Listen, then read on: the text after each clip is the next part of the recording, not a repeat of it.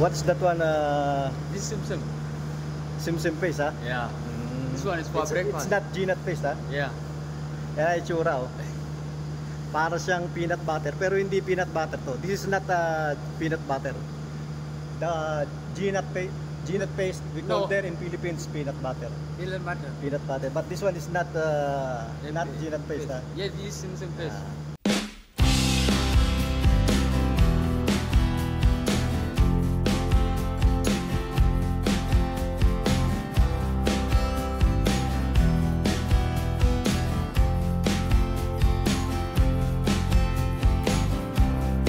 Magandang araw mga kabayan.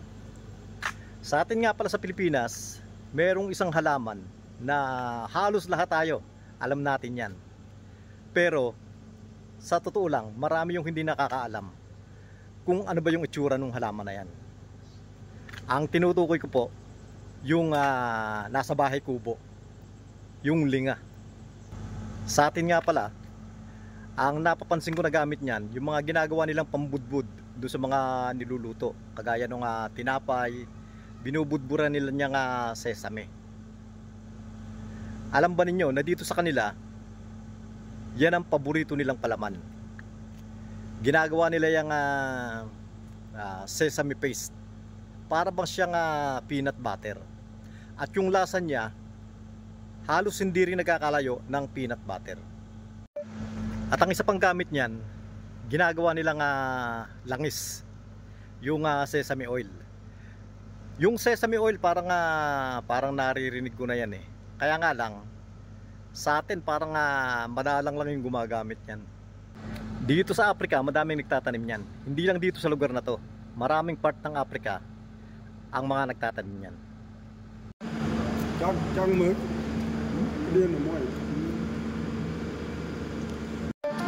Ito nga pala, ano to?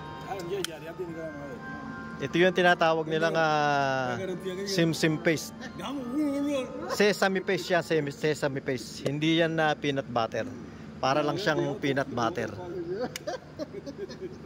Ayan yung pinapalaman nila sa mga tinapay nila. Milk, ha? With shy. Kung tsaka sila dito, ang lalaki ng baso. They like big cups. For me, I use only small. Pido.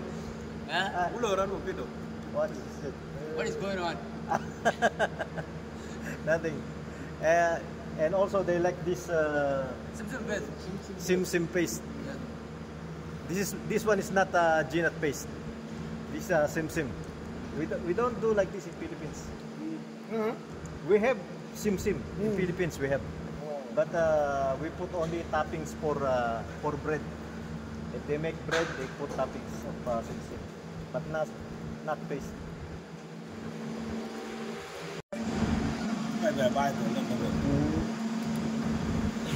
You like it very much, huh? Yes, I like it. This sim paste. Sim Sim.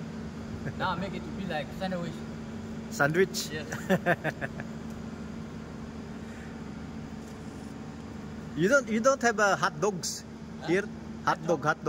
The one they called hot dog. No, we don't have. You don't have, huh? That one is very common in Philippines. Don't have it. At tinignan ko rin nga pala sa Lazada at sa Shopee kung meron bang binebenta sa ating mga ganyan. Meron pala. Kaya nga lang, ang nakalagay, hindi sesame paste. Ang ginagamit nila nga tawag dyan, tahini.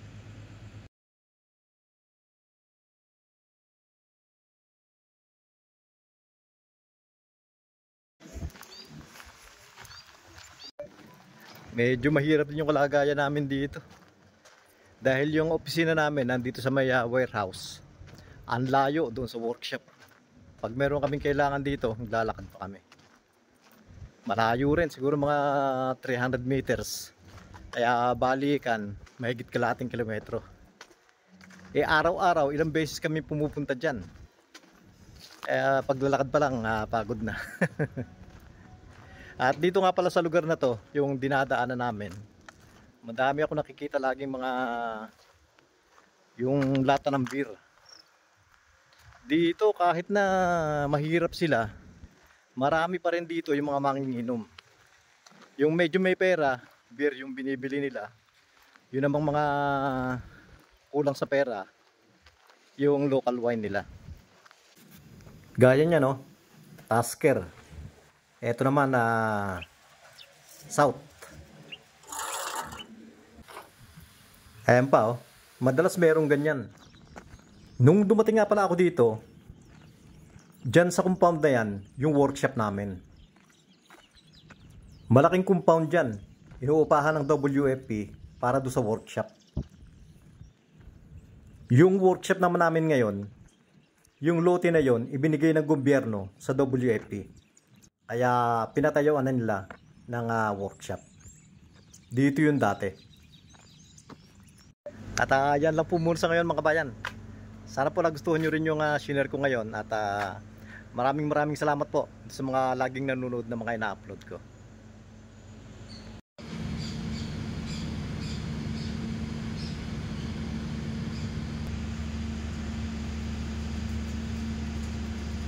Gutom pa siguro.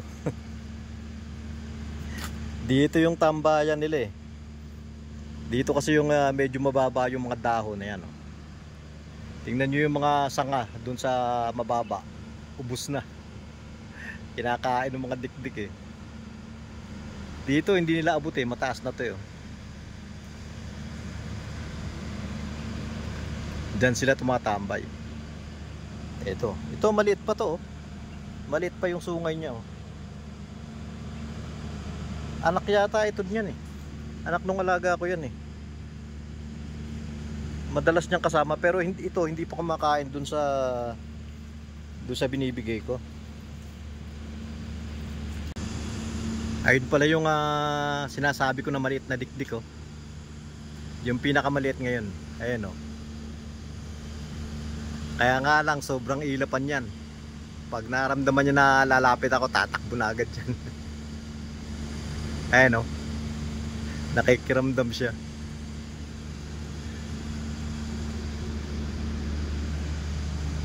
Tatakbo yan.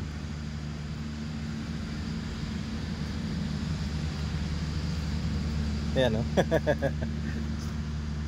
Takbo siya oh. Yan yung pinakamaliit ngayon dito.